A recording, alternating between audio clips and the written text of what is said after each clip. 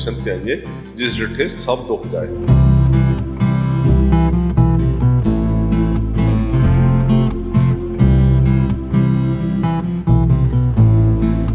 ये बीमारी ही ऐसी नामुराद बीमारी है, भगवान ना करे कभी किसी के घर में आए कि जिनको भी डॉक्टर शक डालता है उनके वैसे ही हवाइयां उड़ जाती हैं।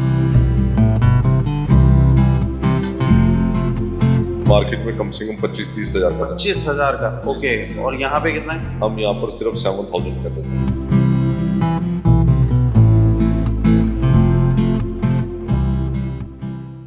Day to day news Bharat आम लोगों की आवाज बनता हुआ नजर आ रहा है। लोकतंत्र के चौथे स्तंभ को मजबूत करने के लिए हम कोशिश कर रहे हैं। हमारा कोई भी पत्रकार किसी से किसी भी तरह का कोई पैसा, उपहार, गिफ्ट या एडवर्टीजमेंट एक्सेप्ट नहीं करेगा।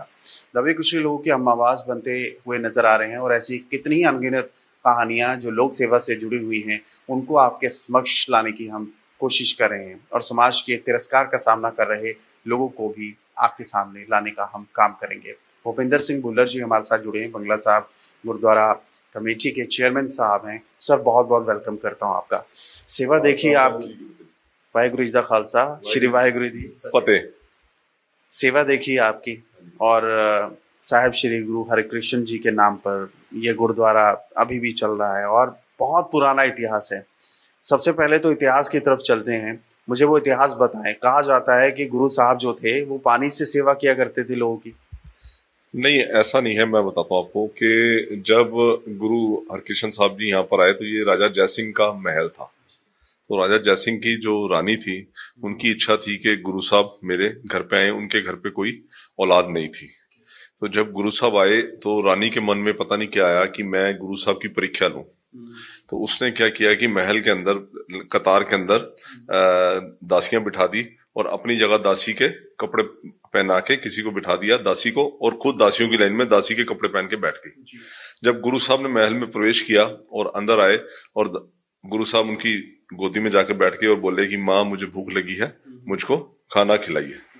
तो फिर उन्होंने बड़े मतलब विनम्र भाव से बड़ा स्वागत किया उनका, और स्वागत करके फिर गुरु साहब इस महल के अंदर रहे। और तभी उस टाइम दिल्ली के अंदर एक बड़ी भयानक बीमारी जो जिसको हम आज की चेचक भी कह सकते हैं या इस टाइप की बीमारी फैली हुई थी स्किन की, कि जिसका कोई इलाज नहीं था। जब यहाँ के लोगों को पता लगा, आसपास के लोगों को, कि 8वें गुरु नानक जो गुरु हरकृष्ण साहब जो हैं वो यहाँ पर पधारे हुए हैं, यहाँ पर आए हुए हैं, तो वो सारे के सारे इकट्ठे होके गुरु साहब के दर्शनों के लिए आए और उन्होंने आके यहाँ पर गुहार लगाई कि गुरु साहब आप हमारा ये दुख जो है वो दूर कीजिए। तब गुरु साहब ने एक, जो आपने ऊपर देखा होगा, जो जल का एक जो बच्चा है, जो जल है, वो जल एक तैयार करके उस जल के अंदर सबको बोला कि जो भी इस जल से अमृत छकेगा, अमृत पिएगा, उसकी बीमारी ठीक हो जाएगी। और तब एक बहुत बड़ा चमत्कार हुआ, तकरीबन पूरा शहर जो है वो ठीक हो गया। और वो जल आज तक निरंतर उसी गुरु साहब की ब्लेसिंग से, उसी गुरु साहब की कृपा से आज तक कंटिन्यूस चल रहा है। और आज भी यहाँ पर डेली 2-3-4 मिराकल्स जरूर होते हैं। कुछ तो हम लोगों के नॉलेज में आ जाते हैं, कुछ नॉलेज में नहीं आते। आप ये देख रहे हो कि जो वर्किंग डे में भी हजारों लोग आते हैं और छुट्टी वाले दिन तो लाखों लोग आते हैं। तो इसका सबसे बड़ा जो कारण है वो यही है कि आज भी यहाँ पर गुरु हरकृष्ण साहब जी की ब्लेसिंग्स, गुरु साहब की कृपा जो है यहाँ पर निरंतर जारी है। और जो लोग आके यहाँ सरोवर साहब में स्नान करते हैं और जो बच्चे से पवित्र जल छकते हैं और अंदर जाके गुरु साहब को नतमस्तक होते हैं, उनके सारे दुख गुरु साहब हरते हैं। मैंने सुना विदेशों से भी लोग आते हैं और वो जल लेकर जाते हैं। इतनी शक्ति है इस पावन जगह पर सर। 100% सही है कि विदेशों से बहुत लोग आते हैं, और विदेशों से क्या पूरी दुनिया से आते हैं, सब जगह, सब स्टेटों से आते हैं। सबसे बड़ी बात आप देखोगे आज जो आपको एक हैरान भी करेगी कि सिख ही नहीं, सर्वधर्म, सब धर्मों के लोग आते हैं यहाँ पर। और सब धर्मों के लोग जो आते हैं आके यहाँ पर मत्था टेकते हैं और गुरु कर की खुशियां प्राप्त करते हैं।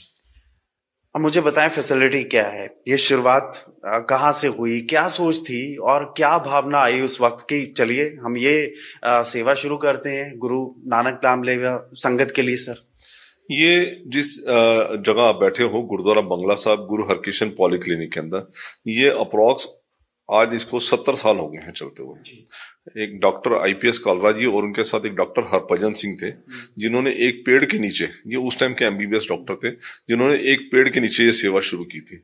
और तब से लेके गुरु हरकृष्ण साहब जी की कृपा है कि ये सेवा जो है निरंतर आज तक जारी है। अच्छा, क्या क्या फैसिलिटी दी जाती है सर यहाँ पर? मैंने सुना है बहुत ही कम रेट में यहाँ पर इलाज हो रहा है लोगों का।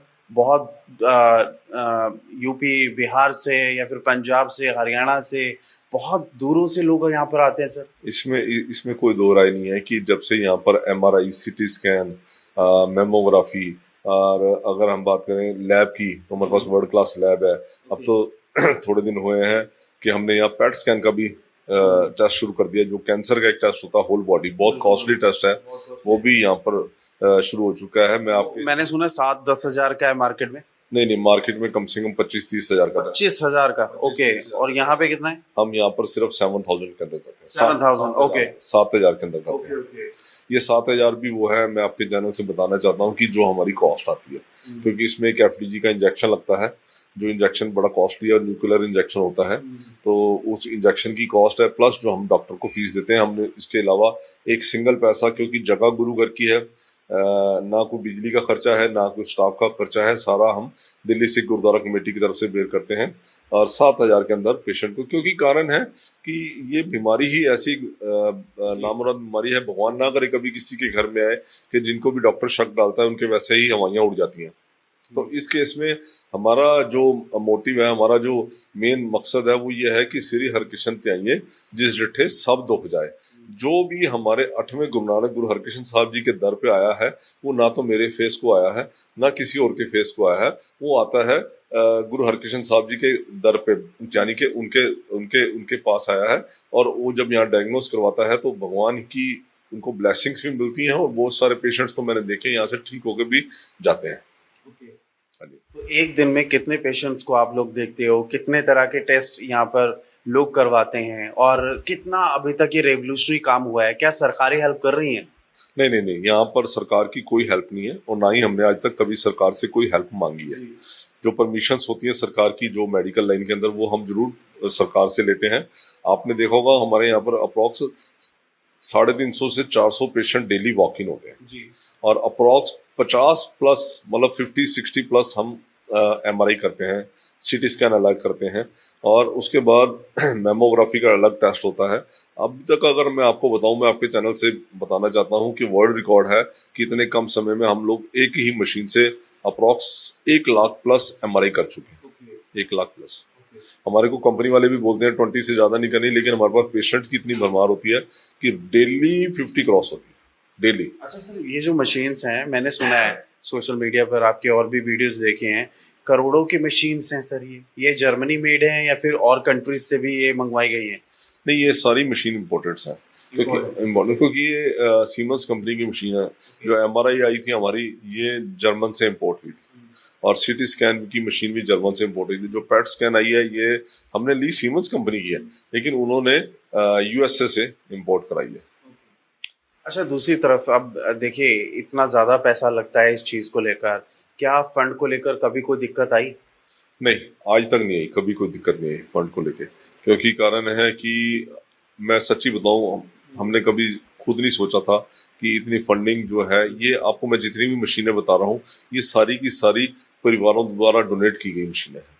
ये गुरु घर के अंदर आके खुद लोग बोल के जाते हैं कि हमारी तरफ से ये सेवा है, हमारी तरफ से ये सेवा है। ये जो पेट स्कैन है, ये भी हिंदुस्तान का एक बहुत बड़ा परिवार है, वर्ल्ड वाइड परिवार है, जिन्होंने अभी हमारे को 9 करोड़ रुपए की ये मशीन दी है। थोड़ा राजनीतिक सवाल पूछूंगा, आपको लगता कमेटियां एक हो जानी चाहिए तो ज्यादा मुनासिब है सिख संगत के लिए, इस धर्म के लिए, वर्ल्ड वाइड प्रचार प्रसार के लिए? जरूरी है सबको इकट्ठा होने के लिए? क्योंकि एसजीपीसी बिल्कुल भी ठीक है, इंटरफेयर तो करती है, लेकिन फंड के मामले में वो पीछे हट जाते हैं, ना कभी डिस्क्लोज करते हैं कि कहाँ कैसे क्या हुआ। देखिए, आपने राजनीतिक बोला है तो मैं इसका बड़ा छोटा सा ये आंसर दूंगा कि बहुत अच्छी बात है अगर कमेटियां एक हो जाएं, लेकिन कमेटियां एक हो नहीं सकती। उसका कारण है क्योंकि जिन लोगों के बड़े पर्सनल मुफाद होते हैं, जिनके अपने पर्सनल इश्यूज होते हैं, और जिन्होंने कभी कोई काम नहीं करना होता ना, वो कमेटियां एक नहीं होने देते। आपने श्रोमणी कमेटी की बात की, श्रोमणी कमेटी के आगे दिल्ली सिख गुरुद्वारा कमेटी एक बहुत छोटी संस्था है। हाँ, छोटा मानते हैं उनको। बहुत छोटी नहीं, छोटा इसलिए कि हमारे एक दिल्ली दिल्ली हमारे पास है, उनके पास पूरे हिंदुस्तान के गुरुद्वारा साहब हैं, उनके पास इतना बड़ा सिस्टम है, अगर वो चाहे तो बहुत कुछ कर सकते हैं।